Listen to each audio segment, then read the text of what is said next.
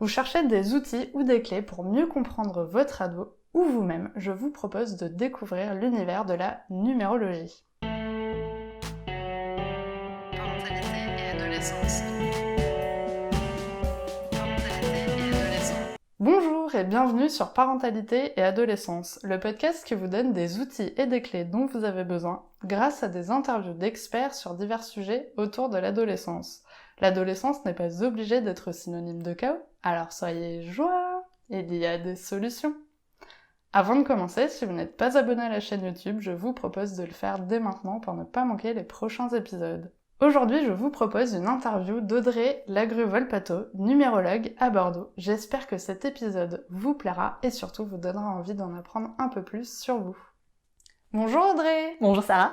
Alors pour commencer, pourrais-tu te présenter s'il te plaît? Alors je m'appelle Audrey Lagrue-Volpato, j'ai 49 ans, je suis mariée, je suis la maman d'un ado de 15 ans et demi qui est au lycée. J'ai d'abord une première vie professionnelle en tant que maquettiste presse à Paris. Je travaille dans 2 agences qui faisaient les mises en page de magazines. Et puis je suis revenue sur Bordeaux, ma ville natale, où j'ai créé ma propre boutique de décoration et de design que j'ai tenue pendant 10 ans.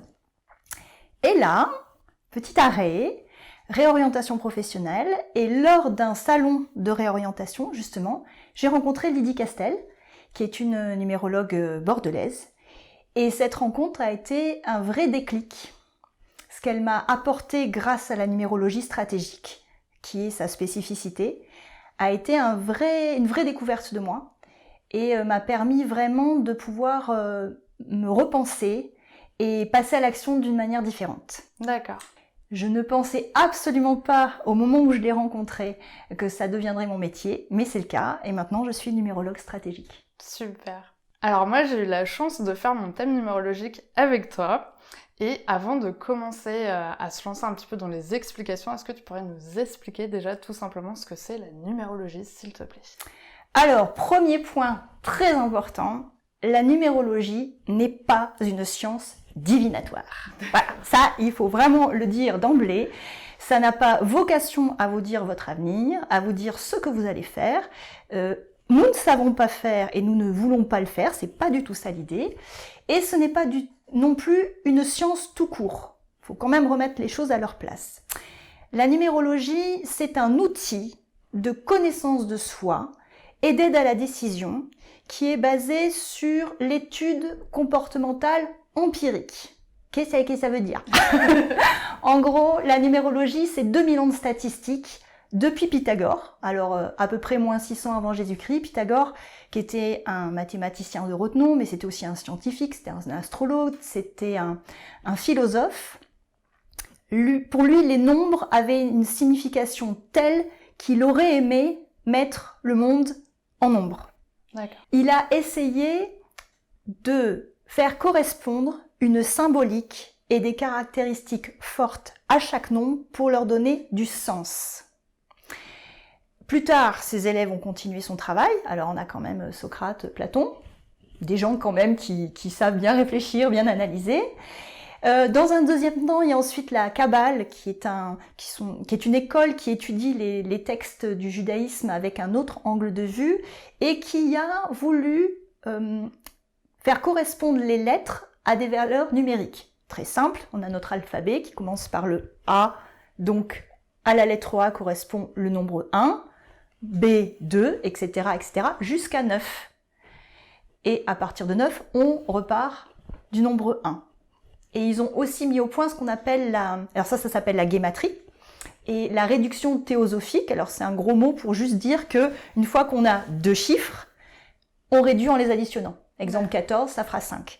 Et à partir de là, à partir de cette fameuse guématrie, on a commencé aussi à réduire les mots à un nombre et à un sens. Donc il y a vraiment tout un ensemble de caractéristiques qui s'est développé. Plus tard, au 19e, au 20e siècle, il y a eu vraiment des femmes, notamment aux États-Unis, qui ont ouvert des écoles, qui ont commencé à réfléchir, à analyser. Et puis moi j'ai l'habitude de dire finalement la numérologie, c'est statistique parce que c'est essai-erreur. C'est-à-dire que derrière, par exemple le 1, qui ne serait-ce que par sa forme érigée est masculin, avec cette capacité d'action, de décision, d'aller de l'avant, d'innover, on a assemblé ces caractéristiques et on les a vérifiées. 1 fois, 5 fois, 50 fois, 500 fois, 5000 fois. Ça marche toujours. On garde. Et c'est comme ça que dans le temps, et ça continue, la numérologie s'est faite en vérifiant des caractéristiques petit à petit dans le temps avec chaque nombre. D'accord. Voilà. Et enfin, maintenant, Lydie Castel, que donc j'ai rencontrée et dont je vous ai parlé, a mis au point ce qu'elle appelle la numérologie stratégique. C'est-à-dire que là, elle est vraiment orientée solution. Donc c'est une autre dimension et on verra sans doute après de manière assez précise comment elle a fait et modernisé et encore fait avancer la numérologie. Super. Alors, merci beaucoup pour ces explications. Alors, peut-être qu'on en a perdu certains dans tous ces chiffres, peut-être qu'ils sont pas à l'aise.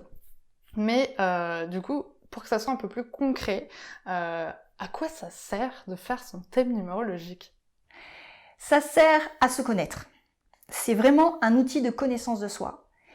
C'est connaître son propre mode d'emploi. J'aime beaucoup cette image, savoir comment on fonctionne, quels sont nos besoins fondamentaux qui sont liés à nos nombres. Parce que les nombres qui sont les nôtres et qui vont nous accompagner de notre naissance jusqu'à notre mort, petite parenthèse, on va utiliser votre date de naissance, vos prénoms et vos noms, donc ça c'est une identité forte, et ces nombres-là vont véhiculer avec eux nos besoins fondamentaux, nos dons, nos talents, nos compétences, nos besoins affectifs, nos motivations, nos capacités et nos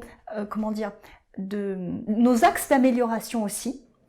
Et dans un deuxième temps, ces mêmes noms vont nous permettre de comprendre s'il y a des blocages, des schémas répétitifs, peut-être dus aux parents ou aux autres ancêtres, des défis à trouver ou des outils à construire, parce qu'on parle beaucoup d'outils. C'est très factuel, c'est très concret.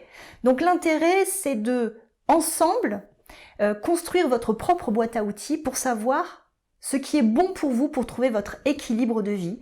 C'est comprendre à la fois quels sont vos dons, quels sont vos talents innés, où vous êtes particulièrement bon, et en même temps, où vous allez vous épanouir. J'aime pas l'expression, mais elle est très juste, c'est gagnant-gagnant. C'est-à-dire bien comprendre ces nombres, c'est à la fois s'éclater en les utilisant et en étant bon dans leur utilisation. Donc ça, c'est quand même pas rien. L'intérêt, c'est que c'est un outil neutre. Il n'y a pas de jugement, il n'y a pas de contexte. Quand on prépare votre thème, on a uniquement nom, prénom, date de naissance. On ne veut rien savoir de vous et on va vous apporter ce qui vous appartient. C'est vraiment un révélateur. Le numérologue, il est là avec son petit plateau pour vous servir ce qui vous appartient et vous le restituer. Il faut comprendre qu'un thème personnel en numérologie, on le fait une fois dans sa vie. Donc c'est quand même un moment précieux pour ensuite repartir sous le bras avec son petit mode d'emploi à vie, pour trouver son équilibre et après en faire un axe d'épanouissement. Deuxième point important, c'est un outil d'aide à la décision et d'aide à l'orientation. Parce qu'effectivement, quand on sait de quoi on a besoin et là où on est le mieux, ça nous permet ensuite de pouvoir faire le tri de ce qui ne nous va pas. Et ça, on a aussi quand même beaucoup d'adultes qui nous rencontrent en milieu de vie ou au moment où il y a des axes et des choix à faire professionnels pour se remettre au clair. Voilà, de faire un petit bilan. Idem pour les enfants, pour les ados, ça peut permettre non pas de définir avec exactitude à votre fils, il a du 3, il sera boulanger, non, pas du tout, mais de donner des contextes et des domaines qui seraient plus favorables à un parfait épanouissement. Et enfin, dans un dernier temps, la numérologie aussi étudie nos cycles de vie. Donc d'un côté, il y a la personnalité, de l'autre, il y a des climats. Alors là encore, rien de divinatoire, on va pas vous dire à l'heure, dans 2 ans, vous allez faire ça. Non, c'est pas du tout ça. C'est comprendre que avec nos nombres, ça définit des cycles. On est tous d'accord pour dire que nous vivons dans des cycles, que ce soit la Lune, la Terre, que ce soit les saisons. Et en numérologie, c'est pareil. Il y a des moments opportuns pour faire certaines choses. Donc comme on vous dit, il vaut mieux planter au printemps parce que en janvier la terre elle est gelée, vos graines elles vont pas sortir comme ça. Mais bon, si vous tenez absolument à planter en décembre, vous pouvez acheter une serre, dépenser de l'électricité. Enfin, vos fruits, ils auront moins de sucre, moins de goût et ils vous auront coûté plus cher. Donc, vous pouvez faire tout quand vous le voulez. Après, le but de la numérologie stratégique, c'est vous donner le moment le plus propice pour que vos actions soient plus efficaces. Donc, vous voulez planter. Franchement, plantez en printemps, hein, ça sera bien. Vous aurez de la lumière, du soleil, de l'eau, etc. Voilà, c'est très simple et c'est très concret. Merci beaucoup. En tout cas, là, maintenant, c'est beaucoup plus clair, je pense, pour tout le monde. Donc, tu nous en as un petit peu parlé des informations que tu utilisais pour faire le thème numérologique, mais est-ce que tu peux nous en parler un petit peu plus, à savoir surtout comment tu procèdes? Alors, en amont, avant de vous rencontrer, je vais donc vous demander ce qui correspond à votre identité sociale. Donc c'est une identité administrative, généralement c'est tout simplement ce qui est marqué sur votre carte d'identité, donc date de naissance, tous les prénoms et votre nom. Alors pour les hommes, aucune variation dans le temps. Pour les femmes, si tant est qu'elles se marient et qu'elles restent mariées plus longtemps que ce qu'elles ont porté leur nom de jeune fille, on sera amené à faire une variation dans leur thème. Mais grosso modo, l'idée, c'est ça, c'est ces mêmes valeurs qui seront les vôtres et qui vous donneront vos nombres de la naissance à la mort. Avec ces nombres, ça va me permettre de calculer ce que Lydie a nommé un arbre de vie. Donc pour imager vos nombres avec 7 nombres principaux, des racines qui sont la force et la base de la construction de votre âme, qui seront vos ressources, qui seront vos dons, vos capacités, et vos besoins fondamentaux. À partir de ces racines, il y aura un tronc qui va donner la direction vers laquelle ces racines vont aller, c'est-à-dire un petit peu votre colonne vertébrale de vie. Après, on ira voir vos branches, qui sont vos moyens d'action, vos feuilles, qui sont vos besoins et vos aspirations affectives, que ce soit dans votre vie personnelle, privée, comme dans votre vie professionnelle. Et enfin, les fruits, qui sont ce que l'arbre donne à maturité. Donc là, on est plutôt côté pro, vos besoins de réalisation. Et on termine par l'écorce. Et l'écorce, c'est ce que vous donnez à voir aux autres, comment les autres vous perçoivent. Donc là, on a 6 nombres qui sont les vôtres. J'expliquerai peut-être après plus précisément qui correspond à quoi. Et un 7e qui s'appelle la dynamique de vie, qui est juste la somme de notre triangle fondamental. Là encore, c'est Lydie qui a mis ça au point. Et qui va nous donner le contexte dans lequel tous ces nombres seront le plus disposés à s'épanouir. Donc comprendre vers quoi on doit aller pour que nos nombres s'éclatent. Voilà. Et puis, après, moi, j'ai d'autres outils qui me permettent d'aller plus en profondeur pour comprendre, par exemple, s'il y a des blocages, s'il y a des peurs, quels sont vos rapports au travail, à l'apprentissage, à votre relation à l'autre, aux autres, quelle femme vous êtes, quel homme vous êtes, etc. S'il y a des mémoires familiales, qui sont des petits indicateurs qui peuvent nous montrer pourquoi un nombre est entravé, des défis peut-être à relever. Et une chose très importante, c'est que nos nombres qui nous habitent donc tout le long de notre vie, nous avons tout le long de notre vie pour les appréhender, pour les vivre, pour comprendre comment ils fonctionnent. C'est un mot très important. En numérologie, il n'y a pas d'injonction. Vous n'êtes pas vos nombres, ces nombres sont en vous et vous donnent des caractéristiques. Et ensuite, c'est pas là maintenant qu'il faut vite le faire. Ça c'est vrai pour les adultes, c'est vrai aussi pour les enfants. Tout a le droit de s'épanouir, de comprendre comment il y a des synergies entre ces nombres, comment ils fonctionnent ensemble. Et ça peut évoluer pendant la vie. Déjà, on évolue tout le long de sa vie, donc Exactement. Forcément, ça doit être similaire justement pour ce thème numérologique. Et je me souviens du coup alors c'était peut-être lié aux peurs et tout ça, tu avais fait un petit tableau sur le côté en plus du coup de l'arbre. Est-ce que tu peux nous en parler un petit peu, s'il te plaît? Oui, alors ça a un nom, on appelle ça la table d'inclusion dans notre jargon professionnel. Moi, j'appelle ça plutôt la boîte à outils aussi. Et donc, ce petit tableau, en fait, c'est la somme des nombres de toutes les lettres. Alors, disons, je sais pas moi. Par rapport au jeu d'art, par rapport au prénom? Oui, D'accord. Au prénom et nom. Donc on va transformer en fait toutes les lettres en nombres et après on va les classer. Ok. Donc on va voir la case des 1, la case des 2, la case des 3, jusqu'à 9. Et chaque case correspond à un aspect de votre fonctionnement ou votre personnalité. Donc la case 1 qui va correspondre aux branches, c'est comment j'agis. Quel est mon moyen d'action? Et c'est vraiment un nombre important. Le 2, c'est mon rapport à l'autre. Parfois, parce qu'on n'a pas les lettres qui correspondent aux 2, c'est-à-dire le B, le K et le T, on n'a pas toutes les lettres de l'alphabet, eh ben on n'aura pas cet outil-là à la naissance. Mais c'est pas grave, on est très nombreux à pas avoir toutes les lettres. Donc c'est un indicateur qui va nous dire peut-être que depuis la naissance, le rapport à l'autre, il n'est pas évident. Alors ça veut dire quoi, pas évident? Ça veut dire que soit on peut être fusionnel, soit au contraire, on peut se laisser un petit peu maltraiter, ou être hésitant, ou être influençable. Donc ça nous donne un indicateur, et ça nous donne surtout la solution, parce que la numérologie stratégique, c'est solution, c'est-à-dire c'est quelque chose à travailler, c'est un outil à faire. Eh ben, le roi Merlin existe, on va faire son outil et comprendre qu'effectivement, on aura une attention plus particulière et un travail à fournir pour réguler ce rapport à l'autre. La case 3, c'est comment je communique. La case 4, c'est mon rapport au travail, à mes fondamentaux, à mes racines. La case 5, c'est quel homme je suis pour un homme ou pour une femme. De quel homme j'aurais besoin idéalement, quel type d'homme. 6, quelle femme je suis, quel rapport à ma féminité, à ma relation amoureuse. Et pour un homme, quel type de femme serait le plus susceptible de me convenir. 7, c'est le rapport à la spiritualité et à l'apprentissage. 8, c'est comment je prends ma place. C'est vraiment un nombre de réalisations. Comment je me réalise. Et on est nombreux à avoir un 0 dans la case 8. Et ne vous inquiétez pas, ça se travaille. Et enfin, le 9, c'est le rapport au groupe. Comment je suis par rapport au groupe. D'accord, super. Mais c'est hyper intéressant. Je pense que je vais me repencher sur ce petit tableau. C'est complet, c'est très complet. Oui. Bon, en tout cas, merci beaucoup. Alors du coup, maintenant, tu nous as parlé de cette phase de préparation. Alors, il y a le moment de la restitution, donc on va le faire ensemble, et ce que tu expliques très bien d'ailleurs quand on te rencontre la première fois. Donc, pour ma part, on s'est rencontrés en physique, mais tu le fais aussi en visio, donc pas de panique pour ceux qui sont loin, tout est possible.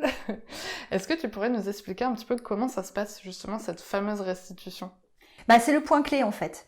Parce qu'en amont, je vais travailler, donc, comme je vous l'ai dit, uniquement date de naissance, nom et prénom, et de manière totalement à blanc presque. C'est-à-dire que je vais poser la théorie de vos nombres.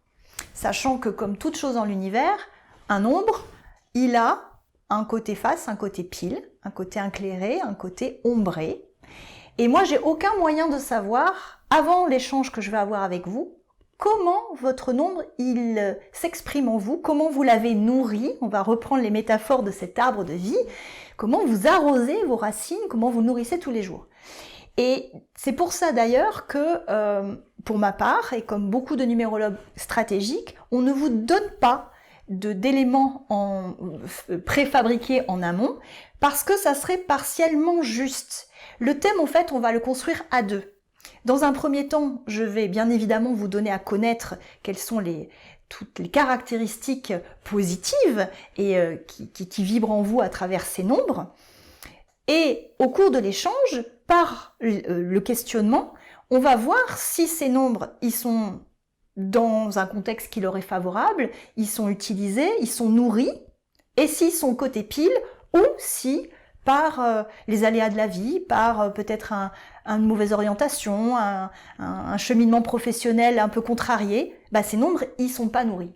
Donc, s'ils sont nourris, pas de problème, on a tous les bénéfices, les ressources de ces nombres, et on est côté face.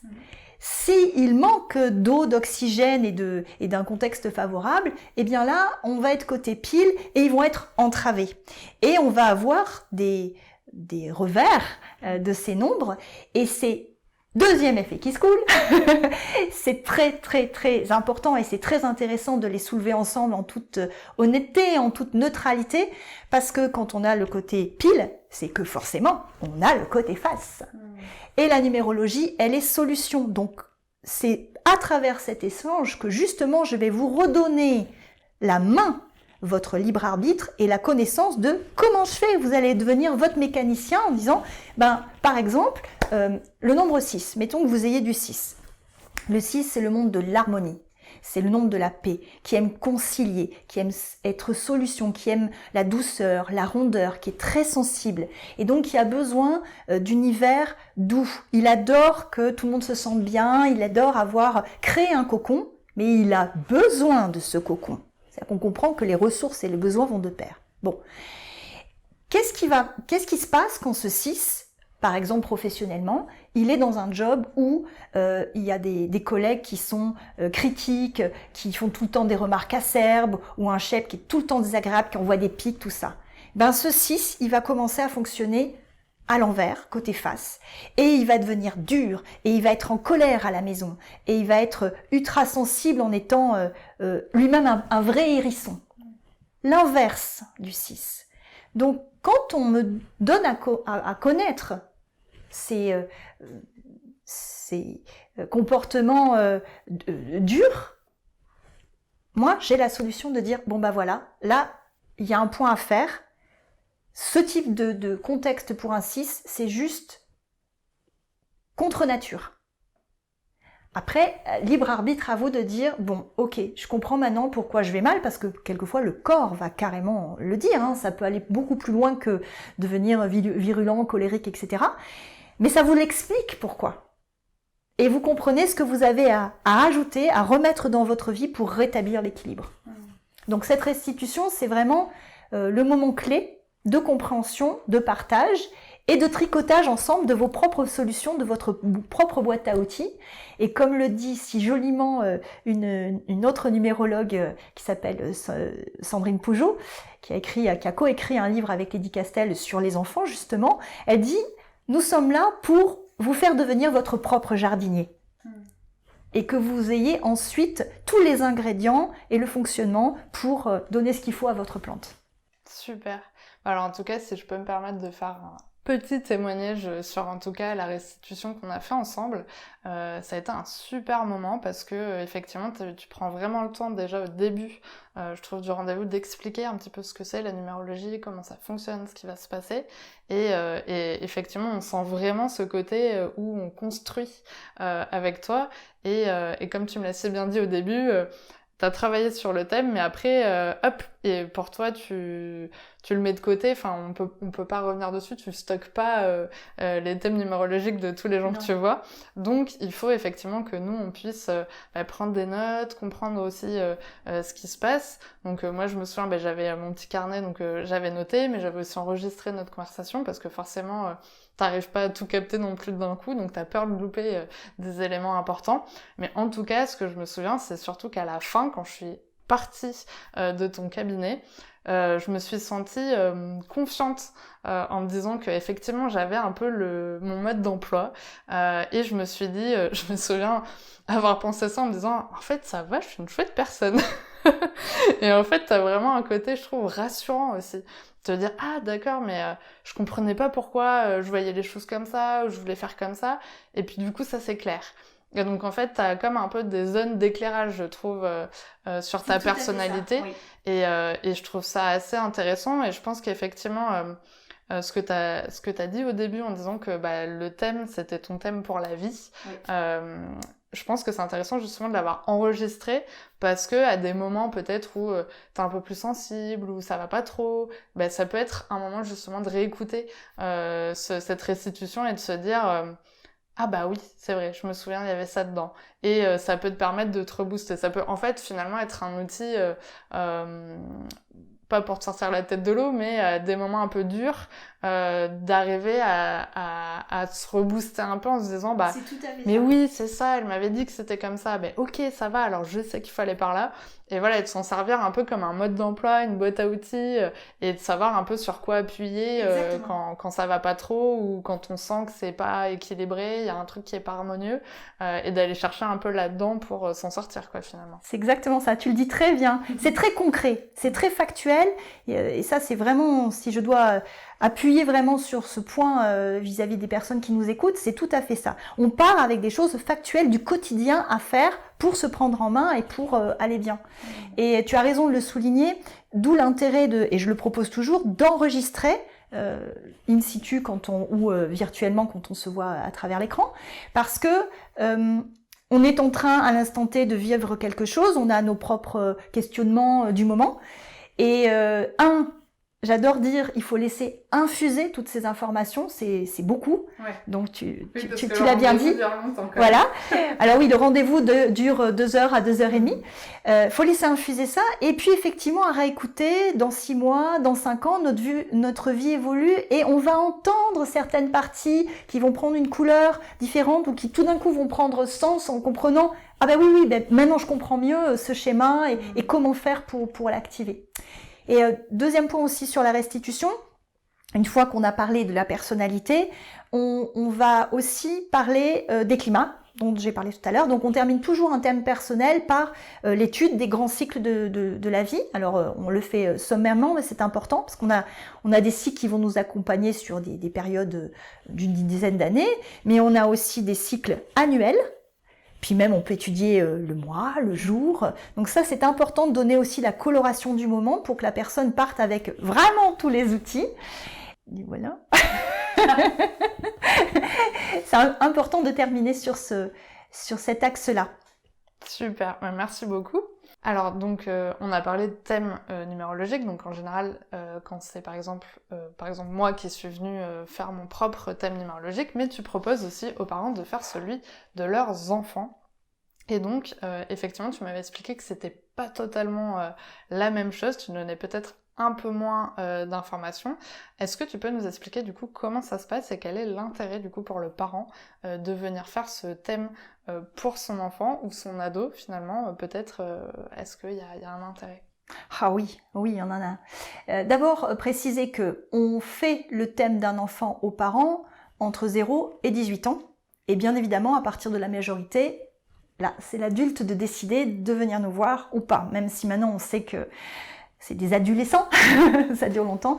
Donc voilà, la restitution se fait aux parents, mais pas à l'enfant. Il n'est pas en maturité pour entendre ce qu'on a à dire de lui, et puis ça pourrait aussi l'influencer, donc ça c'est très important. Ensuite, moins d'informations, oui et non, parce que effectivement, il y a certaines parties de l'arbre que l'on ne va pas déployer parce que ça serait donner une projection un peu, justement qui pourrait être un peu trop loin. On va pas parler des fruits de l'enfant.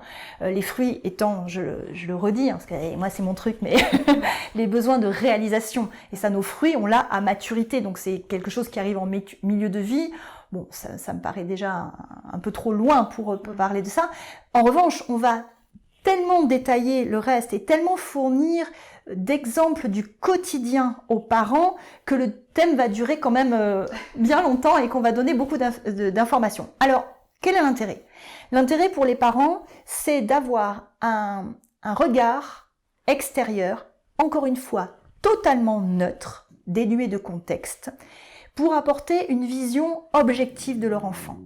On ne peut pas, en tant que numérologue, projeter des choses sur l'enfant. Ce qui est notre cas en tant que parents, et c'est normal, on projette même pas seulement sur l'enfant, mais sur les conjoints et les proches, nos propres manières de fonctionner. C'est normal, c'est humain. Et on le fait pareil avec notre enfant. Et la numérologie va nous permettre de comprendre qu'il a son propre fonctionnement, qu'il a ses particularités, qu'il a ses besoins.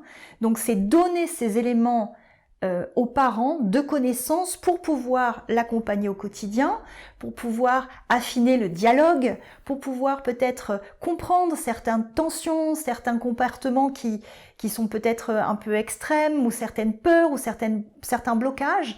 Donc on décrypte l'enfant aux parents, on leur apporte un regard qui va les accompagner dans le cadre qu'ils vont pouvoir mettre pour que leur belle plante pousse. Là, on va rendre les parents jardiniers de leurs petites graines. Et une fois encore, c'est ne pas faire à la place de l'enfant, parce que l'enfant a passé par des expériences de vie, mais c'est trouver comment mettre les contextes qui lui sont le plus favorables pour qu'il s'épanouisse, pour qu'il soit dans les cadres qui lui vont, qui lui feront du bien.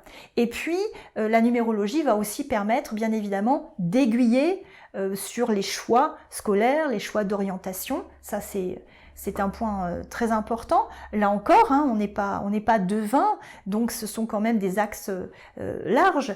Par exemple, mettons, si un enfant a du 3. Le 3, parmi tous les nombres, c'est celui qui s'exprime, qui communique, qui a besoin de créer. Donc bien évidemment, dans les 3, le panel est très large, vous allez me dire, mais s'il y a des talents artistiques naturels et déjà montrés par l'enfant, on peut dire encouragez-les parce que le 3, naturellement, il aime créer.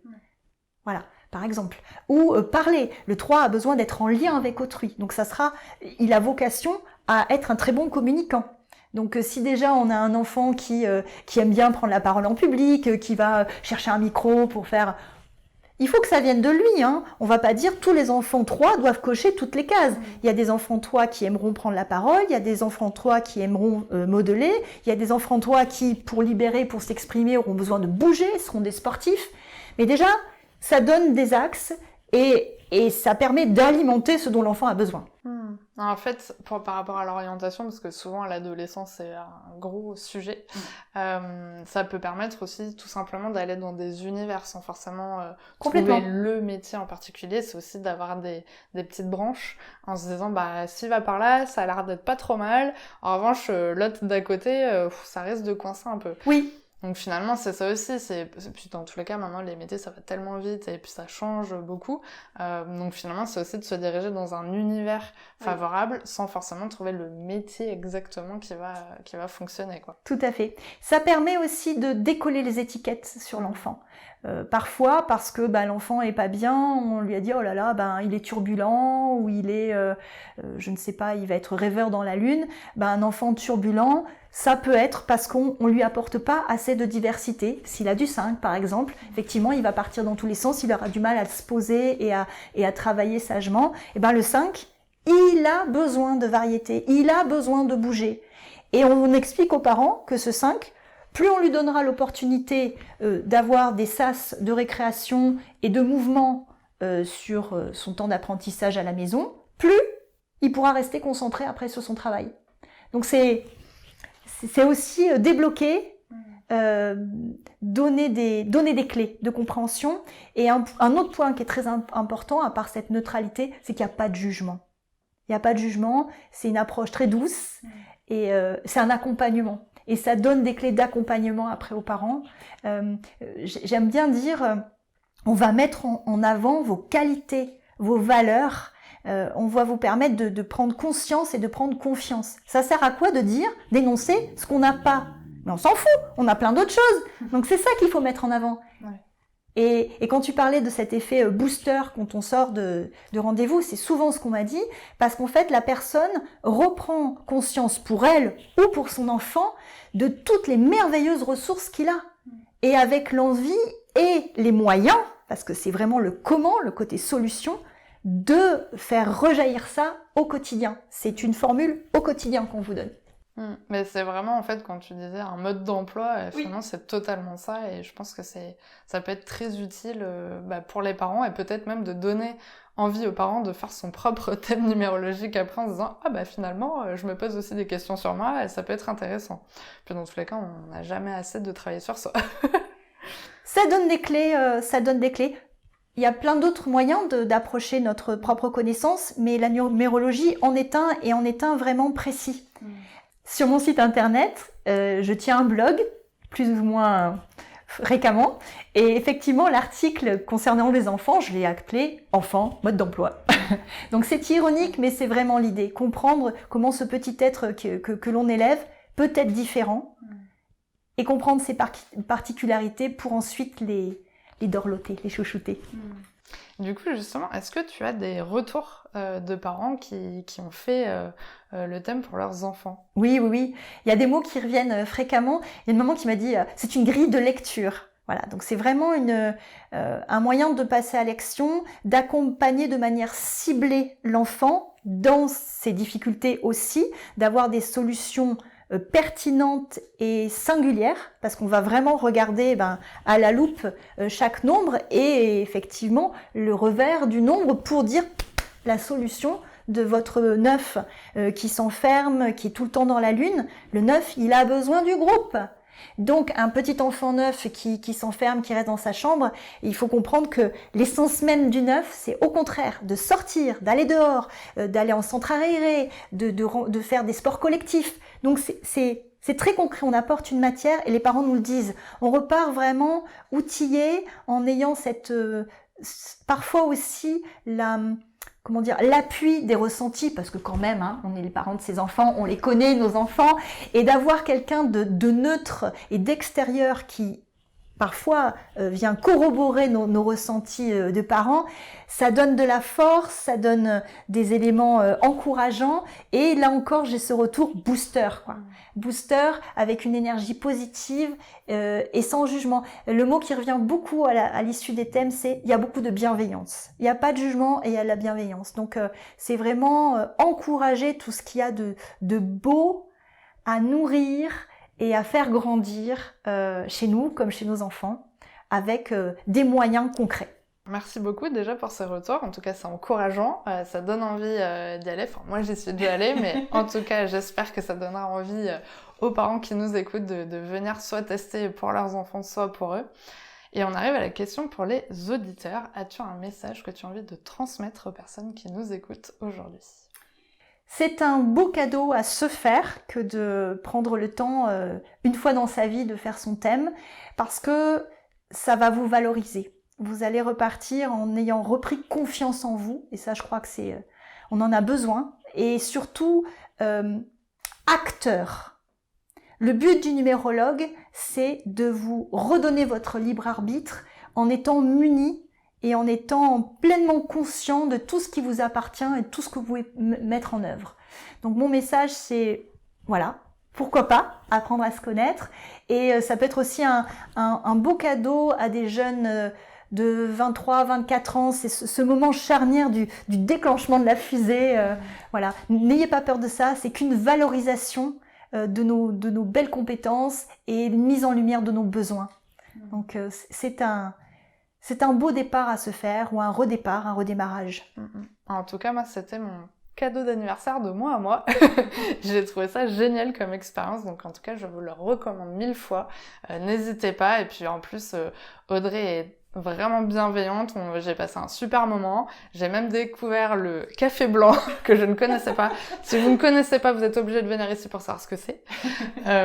Mais en tout cas, pour finir, est-ce que tu pourrais nous dire comment on peut te contacter, où on te retrouve, comment ça se passe, est-ce que tu es présente sur les réseaux? Pas du tout, dis-nous tout. Alors, j'ai un site internet qui s'appelle La Clé avec un F, La Clé des Nombres, voilà, qui explique dans les grandes lignes ce que l'on vient d'échanger ensemble et qui vous permet de prendre rendez-vous en direct. Pas besoin de me téléphoner, tout est fait, vous avez une grille, un planning, soit pour faire un thème personnel, soit pour faire un thème enfant, soit pour regarder vos cycles de vie. Et alors, réseaux sociaux, donc, j'alimente un blog, bientôt plus souvent, je vais essayer. Par contre, j'ai pas encore de page Instagram ou Facebook, ça peut venir. Mais j'avoue que je suis beaucoup plus à l'aise en vis-à-vis et en parlant les yeux dans les yeux à une personne plutôt que de passer par les réseaux. Je vais y travailler. Bon, en tout cas, le site est très bien fait et on a toutes les informations dont on a besoin, donc c'est quand même bien le principal.